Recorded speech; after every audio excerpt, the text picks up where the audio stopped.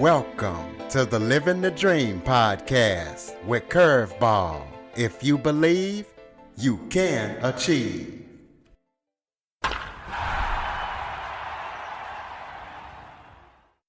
Welcome to the Living the Dream with Curveball podcast, a show where I interview guests that teach, motivate, and inspire.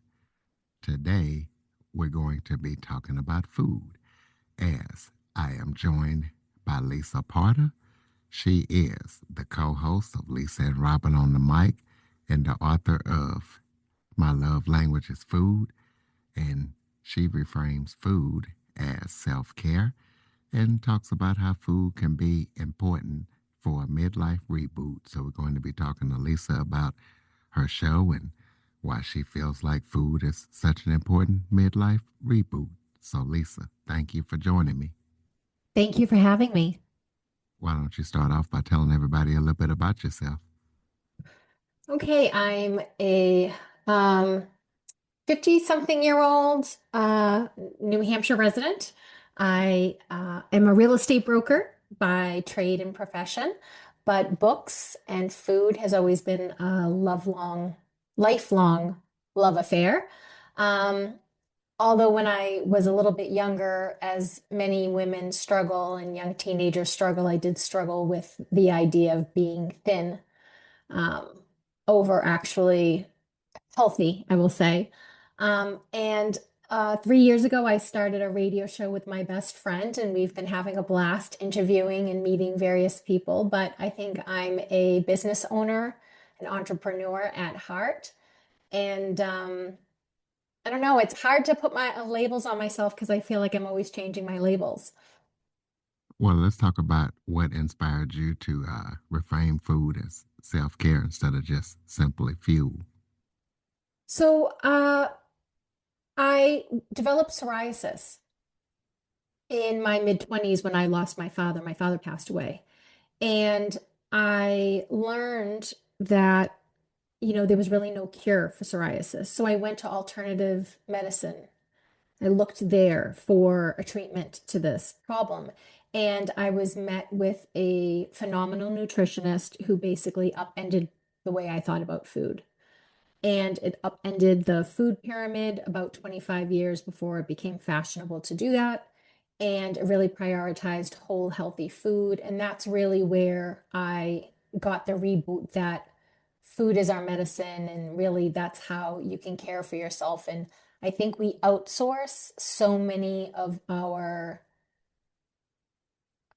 maybe the better way to say is like we think we can outsource our happiness, we can outsource food, we can outsource all of these different things. But I really think for our health and for self-care, we have to take the reins back in and bring cooking back to our own hands, or at least within the household. Maybe your spouse is doing it for you, or a child or a parent is doing it for you. But I think it's really healthy to constantly eat out and eat healthily. Well, speaking of cooking, can you share a personal story of a midlife pivot where cooking helped you regain balance? Yes, so about 5 years ago, I was diagnosed with AFib, atrial fibrillation, where my heart was out of rhythm with itself. And while I was waiting from the emergency room with the diagnosis to a cardiologist, a specialist, to speak with me about my heart, there was about 8 months. And I was so panicked that I was going to wind up in the emergency room. So I started researching what's the best thing you could do for your heart. And it's a Mediterranean diet. So I really focused on eating a Mediterranean, which is omnivore. You eat fish, you do eat some meat, you do eat chicken, you do eat all animal protein, and you're heavy into the vegetables, and you're really prioritizing healthy food and not necessarily low fat. And by the time I saw the cardiologist, basically I had very few symptoms, very few episodes of AFib. And when I stopped alcohol, which was a huge self-care reboot for me, because although I didn't have a problem with alcohol, I could drink, I didn't have to send apologetic texts the next day for my behavior, or I didn't overindulge in that way. But alcohol really never sat well with me. So I would always be missing a step the next day or two after drinking. So even though I didn't drink often, it didn't sit well with me. So one of the things I did was stop drinking altogether. I figured if it's not going to be healthy, I shouldn't do it. I incorporated the Mediterranean diet on the like behest of someone in the emergency room, because when you say like which diet should I follow for health, there's 25 answers. And when you say that to a cardiologist in the hospital, they say no, there's one, and it's the Mediterranean diet. So that was the real influence of where food was directly affecting my health. And I think that's probably like a pivot of when you start getting older, you realize I can't misuse my body, I can't mistreat my body, I can't ride it hard and put it away wet. I have to really care for this to be able for it to have any kind of longevity. We'll talk about what it means to treat meals as rituals and give listeners some best practice tips on how they can start doing so. Yeah, so if you have a very busy lifestyle and you're not cooking very often at your house, I think picking one meal a week or two meals a week where it becomes ritualistic. Say you're going to meet your friend at your house or my house, and you say, okay, this week we go to your house, next week we'll come to my house, and every Thursday we're going to try a new recipe, or we're going to eat. I think eating together is a huge component. I think we miss a lot of community. Nowadays, we're all sort of living in our own worlds on our own phones, and I think one of the rituals of eating in the presence of other people with your phones down and the TV off and just connecting over food is a huge ritual that would in really improve people's life, and I think they would see a benefit from it. Another ritual that I like is like certain holidays, like Thanksgiving's my holiday, but I love, the Christmas cookie making holiday. I love, the 4th of July barbecue. I love a cup of tea in the morning. That's very real ritualistic of, starting the water to boil, letting the water seep. So you can make anything ritualistic. And I think the more we bring rituals back into our hyper productive, super efficient life hack lifestyle, I think we'll all be a little bit better off, at least spiritually. Can you break down the trust, ease, and small routine framework for the listeners? Yes. So I think you have to figure out what would fit into your lifestyle and where you would benefit the most. Do not make a morning ritual or routine if you're haggard in the morning, or if you suffer from insomnia, or if you just have a lot to do in the morning. I think um, sometimes just before bed routines might be a little bit more helpful. And I think that you won't know the routine that makes you comforted until you experiment with a few of them. And so life, I consider it an experiment. And the more you can experiment to find what works well for you in your life in a specific season, talking about midlife, my routines are different in midlife than they were when I was in my 30s. They are different than they were when I was 15. I'm sure at 65, they'll be different than 53. Well, can you talk about, like you talked about these days, people are really busy. So talk about some good ways to balance a busy career with making cooking something joyful instead of something stressful. Sure. I think we have less time than we do because our phone takes up a lot of our time. And the technology, which was promised to give us our time back, actually has sort of seeped in, taking more and more of our time. So I think if you're really busy, I'm a real estate broker. I often have open houses on some Sundays. I have very odd schedules where one week I may have 3 days a week, then I'm working 12 hours a day, and then I have 2 days off in the middle of the week. I will try to make meals that are better the next day. That might take maybe an hour or two, not because they need an hour or two from my hands cooking them, but they might need an hour in the stove or an hour and a half in the oven.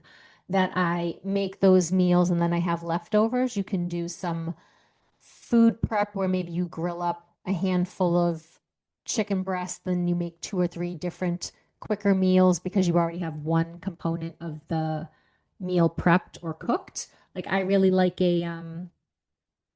uh, a salad that includes avocado and blue cheese and grilled chicken breast over like a bed of lettuce with some olives and tomatoes, and then maybe a Caesar salad another day. And then the next day, I throw that grilled chicken with artichokes and tomatoes and garlic with some pasta. So there's a way that I've cooked something that might take a long time, say the grilling up the chicken breast, but I've now incorporated it over a couple of days to make each meal not feel so overwhelming and so time consuming. Talk to the listeners about your show. Tell us why you decided to start it, what we can expect when we listen to it, and where we can hear it. So I asked AI to say, tell me what Lisa and Robin on the mic is about. And it says, well, it could be about anything. And that is because we really scratch our itch and we have a lot of curiosities. So we often talk to business owners.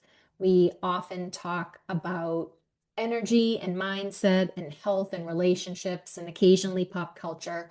We try to stay away from really divisive things because we feel like there's a lot of fear out in the media, and we want to be an antidote to that. So if you tune in, you'll hear a lot of laughter. One week you might hear a preacher on, the next week you might hear a chiropractor, the next week after that you might hear a woman who opened a flower boutique. Like there's no rhyme or reason to who we have on. But we always try to have a really good time together. So we record for 2 hours a week. It's Thursdays from 10 to noon every week, but you could always find us on Spotify and YouTube. And I got into it because the owner of the radio station banks at the bank that I bake at for my business. And he was complaining a few years ago that in the news cycle, we were just divided, and the talk shows were one group saying one thing, the other group saying another thing, and no one having anything in the middle. And he really needed a show that would bring people together because people were tuning out. People didn't need another channel to listen to get them riled up. So he thought he should have a cooking show. And the woman, the branch manager, said, hey, she's a realtor, but she's in the process of creating a cookbook because they handle my banking for my cookbook as well. And so he invited me on and then said, well, you're pretty well read and you can talk about just about anything. So you can talk about whatever you want on the show. It doesn't have to be cooking, but we do talk about food a lot on the show. Yeah, speaking of books, tell us about that book coming up here. What can we expect when we read it? Okay, so it's 128 recipes, and I've really curated them so you probably don't have these recipes already in your cookbook. So I'm a cookbook fan. I probably have about 35 cookbooks on my shelves. And you see a lot of the same food over and over again because it photographs beautifully, for one, like the caprese salad. Everybody and their brother probably has a caprese salad in their cookbook. But I try to pick recipes that were always well received, or recipes that when I made them for other people, people wanted the recipe. And then I try to curate something that would be really quick to make, a little bit longer to make, and then something that might take a longer time to make. For example, like I think of my stuffed cabbage rolls, which if you're Polish, you'll know them as guamki. Every nationality and culture rolls meat and vegetables. I think the Greeks have the Dolomites. Everybody has something. But this is cabbage rolls. And it probably takes about a good hour to make about 30 rolls. But then the oven, maybe 2.5, 3 hours in the oven. So that seems like a really long time, but it only requires an hour of your input. But the recipes are sort of breaking up to, like, if you have a little bit more time you can make these handful of recipes. If you have a little less time, you have these ones, and then if you are short on time, you have these ones, so that it meets all of your needs, like a real cook in a real family. My sister-in-law has two boys who have basketball practice, and they have this and that, and she's in a season she's not able to cook every night, so she likes the recipes she can make on one day that they eat as leftovers, but they're always better the next day. That those type of recipes. But sometimes when I'm have a long day at work, I just want something quick to cook because I got home at 7 and I want to be done with dinner by 7:30. So it's delicious recipes that I've tried to make as easy as possible that with ingredients that you have in your kitchen. And if you don't have them in your kitchen, I try to use them enough so that you're not just buying one ingredient for one recipe. And I do have drink recipes in there as well. So I have breakfast, appetizers, snacks, and then meals and drinks and non-alcoholic drinks in the back. And Oh, what's the name? desserts too. I have lots of desserts. And what's the name of it? My love language is food. Perfect. So listeners, y'all go pick that up. Talk about one simple, repeatable food routine that listeners can try immediately to feel grounded. Let's take a quick break. Hi there. If you would like an instant quote for business insurance, go to insuranceman.net. Protect what you have worked so hard for. Insurance Man LLC, entrepreneur's best friend.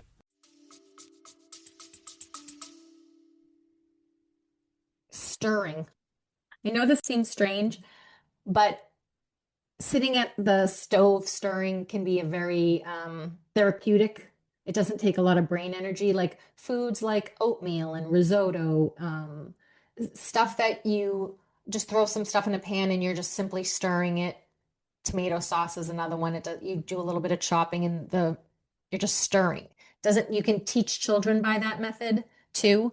Another grounding I think another grounding technique is to make like soups.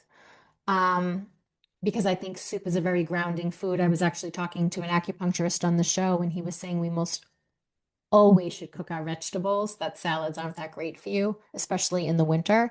And that warm nutrients, warm vegetables, all of that stuff is really good for your digestion. So I think stirring is underrated. Recipes like I think of risotto.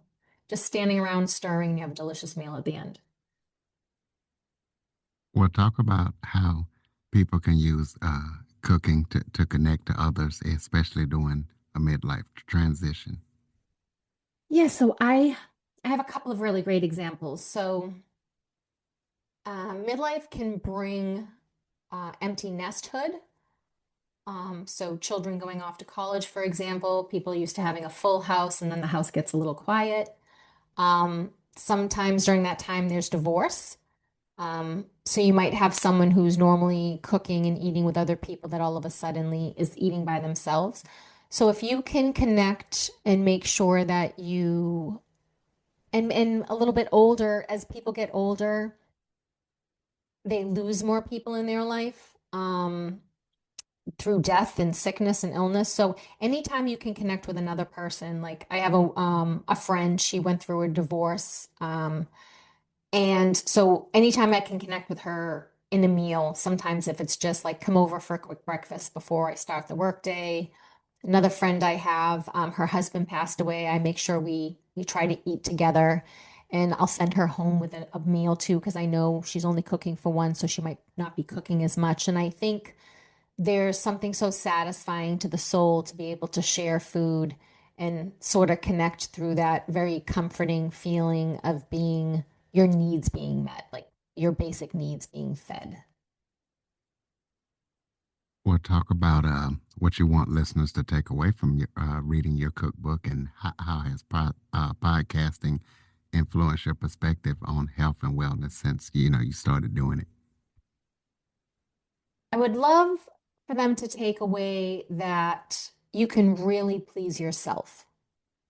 And there's something so satisfying about being self-sufficient that you're not requiring someone else to make something to make you happy or a restaurant to have a specific dish to make you happy. But for you to take care of your own happiness and have the self-sufficiency to make your favorite cheesecake or um, one of the things I always do for people is whatever their favorite meal is, I always try to find the best version of that through trial and error and make it for their birthday.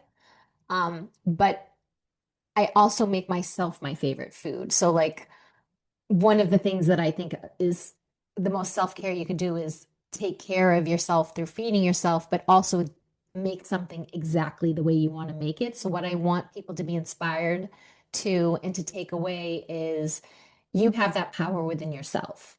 It just requires you to do it. And I hope some of these recipes, inspire you to do that. Well, how has podcasting influenced your perspective on health and wellness? It has opened my mind. It continues, I'm a curious person and it continues to make me more and more curious. Um, because I meet so many people and I interview and talk to people about ideas I didn't know anything about. And it also allows me to be more educated and have a perspective of changing my mind. And I think what more beautiful thing than to not be rigid at this age, but to be flexible, even in my mind. So I think that's something that I've really enjoyed with the podcast is, you know, learning things, but also changing my mind too. Tell us about any upcoming projects that you're working on that listeners need to be aware of. I'm going to do speaking of community, I'm going to do a cook along series where I do a live. And I'm trying to do one with my radio show host where we cook something together live and have the community be able to come on and either pop on or pop off or eat with us one day a week. Um, and then we hope to put that up so that if the timing doesn't work, you can go and visualize it afterwards. But I think being in, like when I'm cooking at a party, everybody's in the kitchen with me.